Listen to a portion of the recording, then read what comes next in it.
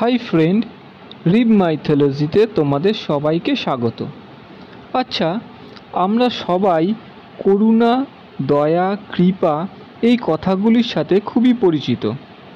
কথায় কথায় বন্ধুদের বলি, ওই আমাকে একদম করুণা করবি না। আবার কখনো বলি, আমি তোর দয়ার পাত্র নই। আবার কখনো বলে থাকি, তোমার করুণা দয়ার আমার প্রয়োজন নেই।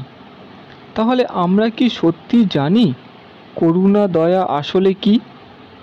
শ্রীমদ্ ভগবদ্গীতা ও পদ্মপুরাণে এর সুন্দর ব্যাখ্যা দিয়েছে। পদ্মপুরাণে বলা হচ্ছে, করুণা ও দয়া এক। যত্নাদপি পরক্লেশং হর্তং যার হৃদি জয়াতে। অর্থাৎ অন্যের দুঃখ কষ্ট যত্নপূর্বক হরণের যে ইচ্ছা, তাহাই করুণা বা দয়া। তাহলে কৃপা কি? কৃপাতে বলা হচ্ছে, মমৈতে ইতি ব্যামোহ নিমিত্ত স্নেহ বিশেষ কৃপা। অর্থাৎ মোহবশত আমার করিয়া মমতা বা স্নেহ করাকে কৃপা বলে।